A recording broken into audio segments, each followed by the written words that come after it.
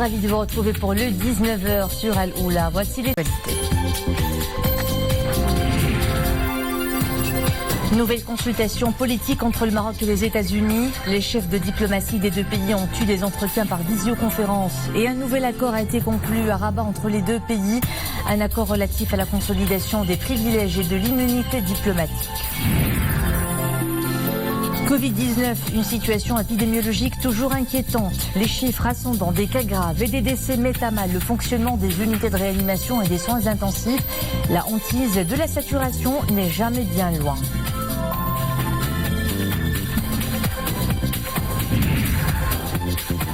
La rentrée scolaire, ce sera lundi prochain. Une reprise de tous les doutes. Cours présentiel ou distanciel, ou les deux. La question est loin d'être tranchée par les parents d'élèves qui hésitent toujours à se procurer les manuels scolaires. Reportage à suivre dans l'une des librairies de la capitale. À la une ce soir, le Maroc et les États-Unis signent un accord bilatéral relatif à la consolidation des privilèges et de l'immunité diplomatique. L'accord vise à garantir le fonctionnement efficace des représentations diplomatiques des deux parties. La disposition de cet accord prévoit ainsi que chacune des parties accorde aux fonctionnaires consulaires de l'autre partie ainsi qu'à leurs familles les privilèges et l'immunité prévus dans les articles 29 à 36 de la Convention de Vienne concernant les relations diplomatiques. Les développements, Mohamed Elishkar. Ce matin, au siège du ministère des Affaires étrangères de la coopération africaine et des Marocains résidant à l'étranger, un entretien en visioconférence, peu avant la signature de l'accord. Entretien entre Nasser Bourita et le secrétaire d'État américain Mike Pompeo, qui se sont félicités du partenariat stratégique, séculaire et durable unissant le Royaume du Maroc et les États-Unis d'Amérique. Monsieur Pompeo qui a remercié le Maroc pour les efforts déployés en matière de santé publique au bénéfice du continent africain. Le chef de la diplomatie américaine a également salué le programme de réforme audacieux et de grande portée mis en œuvre sous l'impulsion de Sa Majesté le roi Mohammed VI depuis son accession au trône. Monsieur Pompeo a également souligné son intérêt à l'égard des positions marocaines concernant la crise libyenne et il a salué les efforts du Maroc dans le combat commun contre le terrorisme. Le Maroc et les États-Unis ont ensuite signé un accord bilatéral relatif à la consolidation des privilèges et de l'immunité diplomatique. Paraphé par David Fisher, ambassadeur des États-Unis à Rabat, et Anas Khalas, ambassadeur directeur du protocole au ministère des Affaires étrangères de la coopération africaine et des Marocains résidant à l'étranger, l'accord vise à garantir le fonctionnement efficace des représentations diplomatiques des deux parties. 2021 sera l'année de toutes les élections communales, régionales, législatives, chambre des conseillers et au cours de ce processus électoral, la participation féminine, sujet des consultations menées à Rabat par le ministre de l'Intérieur qui a reçu aujourd'hui les organisations féminines des partis politiques et des représentants de la société civile qui avaient déjà émis des doléances au sujet de la nécessité de renforcer la représentativité féminine lors des prochains scrutins, conformément aux dispositions de la Constitution de 2011. Le point maintenant sur les chiffres journaliers du Covid-19. 43 nouveaux décès depuis hier 18h, 1191 nouveaux cas d'infection, 1327 guérisons enregistrées au cours des dernières 24 heures. Un indicateur à souligner ce soir, la baisse sur une semaine du taux de reproduction du R0 qui est aux alentours de 0,95. La situation épidémiologique n'est toujours pas bonne, notamment à cause du fort taux de létalité et du nombre grandissant des patients en soins intensifs et en réanimation. Une situation inquiétante qui persiste depuis plusieurs semaines. Les chiffres journaliers des décès et des cas graves sont à l'origine de la forte pression sur les hôpitaux. Nous le verrons au CHU Ibn Rushd de Casablanca qui déplore en moyenne 4 victimes par jour. Il y a encore quelques semaines, ce chiffre était enregistré sur une semaine entière. Nisrine Austar. Franchir les portes du service de réanimation du CHU Ibn Rushd de Casablanca suffit à réaliser à quel point le Covid peut être ravageur, mortel, farouchement sans merci. Ici, sont admises des personnes âgées qui luttent pour survivre à un virus qui les a complètement anéantis. Sur ces lits alourdis par tant d'appareils se battent également des personnes à fleur de l'âge, qui hier encore n'avaient pourtant le moindre souci de santé. Personne n'est à l'abri de la maladie. Cela sonne désormais comme une évidence. Mais pourquoi les décès se succèdent-ils de façon galopante et inquiétante ? Certains citoyens sont responsables en grande partie de cette situation alarmante et attristante. Souvenez-vous, pendant le confinement, les gens étaient sérieusement engagés dans la lutte anti-Covid. Cela nous a beaucoup aidé à contenir plus ou moins le virus. Mais après le déconfinement, la donne a complètement changé. Un regrettable relâchement a été perçu chez certains de nos concitoyens, malheureusement. Et ces chiffres sont d'ailleurs le malheureux résultat de cette irresponsabilité. Il faut que cela cesse.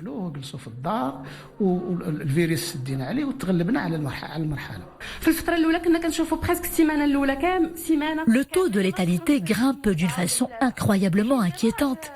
Pendant les premiers mois, nous déplorions au niveau du CHU Ibn Rushd de Casablanca 3 à 4 victimes sur une semaine tout entière. La situation est aujourd'hui critique. Ce chiffre est quotidiennement enregistré. Les familles endeuillées ne sont pas les seules à subir les affres de la maladie.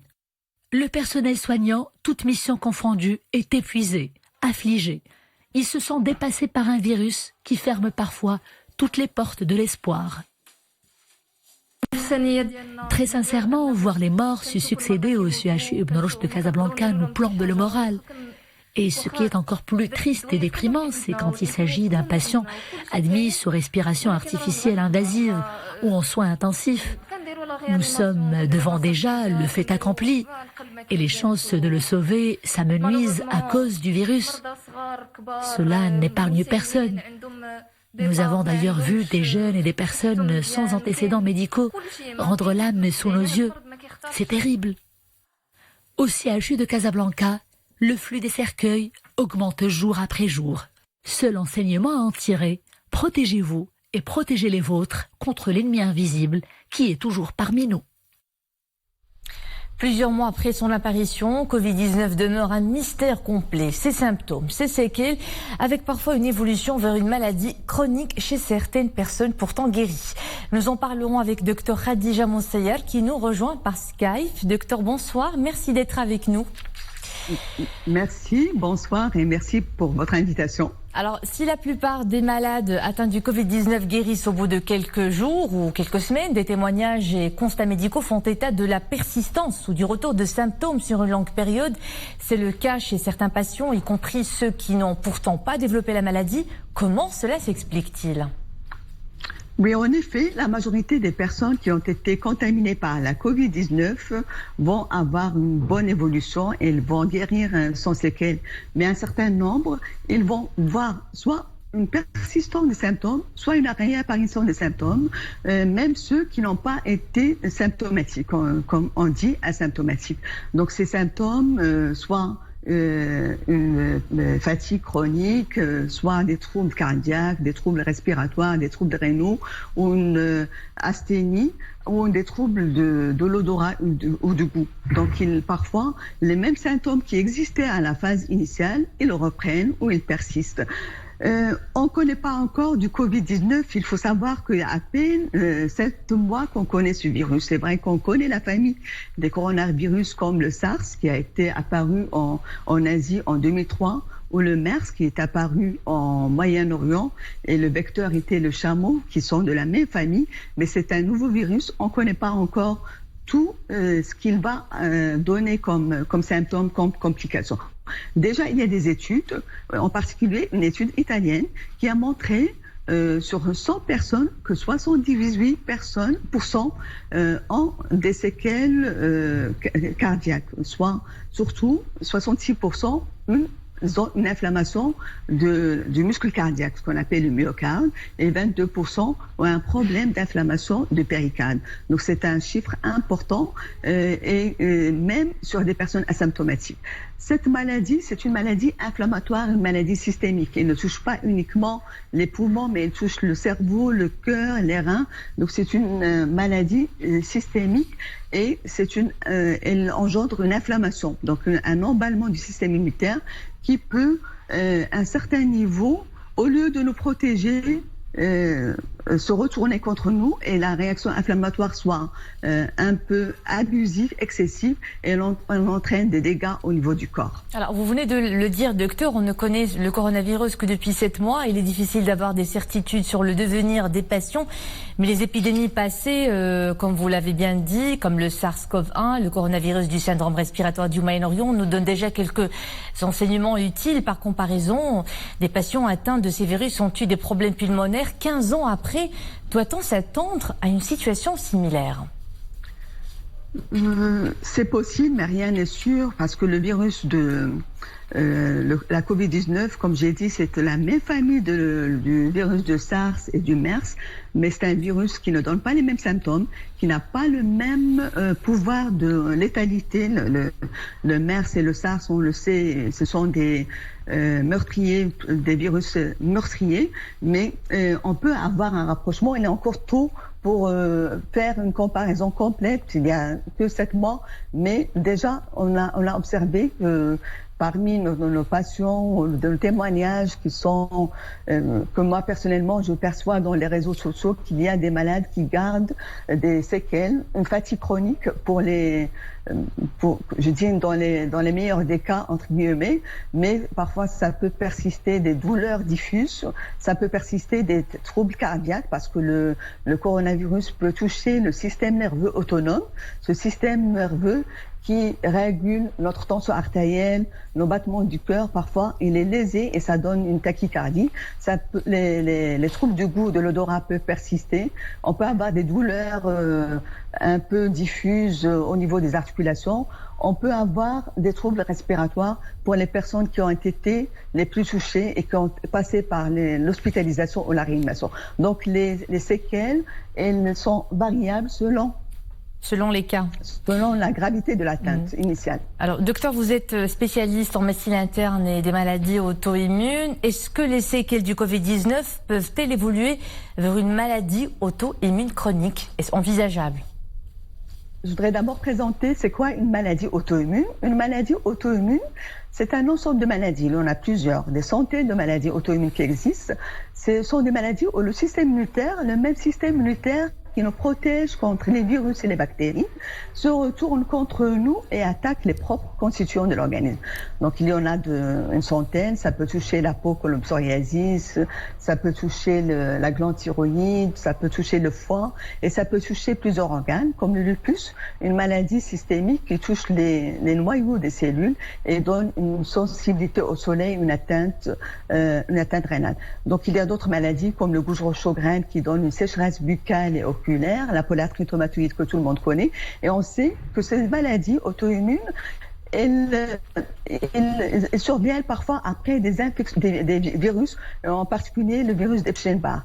Dans cette maladie de coronavirus, on a observé des symptômes, des signes qui sont comparables aux signes qu'on trouve dans les maladies auto-immunes, et en particulier des atteintes des vaisseaux. Il attaque les vaisseaux et ça peut donner chez l'enfant comme un problème, la maladie de Kawasaki, une maladie virale qui donne une atteinte des petits vaisseaux du cœur, les coronaires, et qui peuvent entraîner une dilatation. Donc on a observé au cours de cette épidémie de Covid-19 des symptômes qui sont similaires aux maladies auto-immunes, mais on n'a pas encore assez de recul pour dire que ces maladies vont persister, ces troubles auto-immuns vont persister, vont se pérenniser, ou ils vont être temporaires dans le temps, limités dans le temps. Voilà, docteur, ce sont des pistes à creuser à l'avenir. Docteur Khadija Mostayer, présidente de l'Association marocaine des maladies auto-immunes et systémiques, merci pour cet éclairage. Vous étiez en direct par Skype. Merci à vous. Focus maintenant sur une opération sécuritaire menée dans un établissement hôtelier à Casablanca. Lors de cette perquisition, des infractions juridiques et des éléments constitutifs d'actes criminels ont été enregistrés. Commercialisation de boissons alcoolisées, de contrebande, falsification de vignettes fiscales et des marques commerciales des boissons alcoolisées, mise en vente et bien d'autres infractions à l'état d'urgence sanitaire. Nous en saurons plus avec Mohamed Elishkar. C'était hier vers 15 h. Une descente de police dans le cadre d'opérations de contrôle qui ont déjà concerné 49 restaurants avec débit de boissons alcoolisées et 117 cafés. Ou encore des dysfonctionnements constituant une violation des mesures réglementaires, notamment la mise en service d'une boîte de nuit en flagrante violation de l'état d'urgence sanitaire. Alors que cet établissement ne dispose que d'une autorisation de débit de boissons de type 1, c'est-à-dire pour restaurant. Premièrement, la falsification de marques commerciales. Également, la falsification des vignettes fiscales pour faire croire que les boissons alcoolisées ont été dédouanées. À présent, les investigations et expertises techniques visent à déterminer les dangers que présentent ces produits pour la santé des personnes. Il a été également procédé à l'arrestation de 4 ressortissants algériens résidant dans cet hôtel, qui séjournaient au Maroc de manière illégale depuis 2019. L'intervention a permis la constatation d'infractions de la loi 0203 relative à l'entrée et au séjour des étrangers sur le territoire national et à l'immigration illégale. Cette opération de contrôle s'inscrit dans le sillage d'actions similaires ayant concerné plusieurs établissements hôteliers, en vue de vérifier le degré de leur mise en adéquation avec les dispositions juridiques et réglementaires régissant le fonctionnement de ces établissements. Au total, 119 infractions ont été constatées, dont 31 dans le seul secteur de Indiab, 119 infractions toutes traitées selon les dispositions légales et sous la supervision du parquet compétent. La crise du coronavirus a bousculé plusieurs calendriers, celui des examens et de la rentrée scolaire et universitaire. Les étudiants de l'enseignement supérieur entament d'ailleurs les examens reportés de la session de printemps pour clôturer l'année universitaire 2019-2020. Pour ce qui est de la reprise universitaire, elle se fera tout aussi selon le modèle hybride. Les étudiants ont le choix entre l'enseignement à distance ou présentiel en groupe restreint. Et en pleine interrogation sur le choix du modèle pédagogique à adopter, l'hésitation des parents semble dominer. Cours distanciel ou présentiel, difficile de trancher pour l'instant, alors que la reprise est prévue pour lundi prochain. En attendant, l'heure est à l'achat des fournitures scolaires. Les librairies semblent bien approvisionnées en manuels et livres scolaires. Notre équipe a palpé l'ambiance des achats et les questionnements des parents. Zakaria Moukinbillah. Des étals bien achalandés en manuels, cartables et autres fournitures scolaires. À une semaine de la rentrée des classes, cette librairie semble retrouver son ambiance habituelle. Sauf que voilà, Covid-19 oblige, l'affluence est loin d'être au rendez-vous.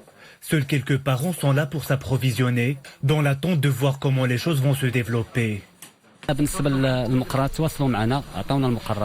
Les établissements scolaires nous ont donné la liste des fournitures à acheter. Il n'y a pas de changement de programme par rapport à l'année dernière. En cette période de pandémie, les mesures préventives sont nécessaires. Pour cette rentrée, nous avons opté pour l'enseignement présentiel, car il est plus efficace que l'enseignement à distance.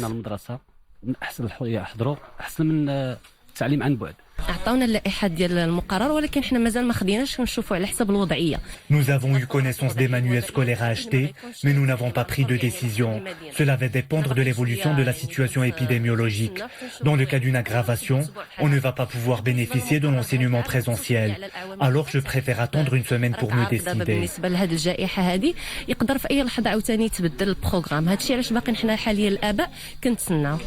Face à l'abondance de l'offre, les parents d'élèves restent indécis. En cause, l'incertitude quant au mode d'enseignement à adopter, présentiel ou à distance. Certains parents se procurent les ouvrages des matières principales, d'autres ajoutent tout simplement l'acquisition des fournitures.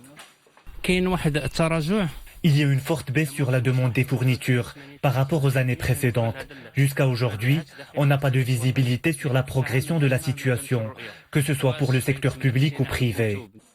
Dans ce contexte, l'heure est à l'expectative. De nombreux établissements ont allégé la liste des fournitures scolaires exigées. La plupart des ouvrages n'ont pas connu de modification. Juste de nouvelles éditions d'ouvrages de 5e et de 6e année primaire qui ne sont toujours pas disponibles en librairie. C'est une progression importante de 11 places dans le classement international des ports à conteneurs qu'a réalisé en 2019 Tangemed. Le complexe portuaire se hisse à la 35e place. Il demeure également le premier port de transbordement de conteneurs en Méditerranée pour l'année 2019 et confirme son leadership pour la 3e année consécutive comme étant le premier port à conteneurs en Afrique. Des performances qui résultent de la confiance et de l'intérêt des grandes alliances maritimes pour l'opérateur portuaire comme hub logistique majeur. Un mardi de pluie dans certaines provinces du pays. Des averses orageuses de niveau orange intéressent Rachidia, Ouarzazate, Tata et Zagora. Et ce soir jusqu'à 22h. Ce temps perturbé concerne les provinces d'El Haouz, Azelal, Médil, Tenrir et Taroudant. Et c'était le mot de fin de cette édition. Merci à vous de nous suivre. L'info est de retour à 21h avec Mariam El Aoufir. Au plaisir de vous retrouver demain. Bonne soirée.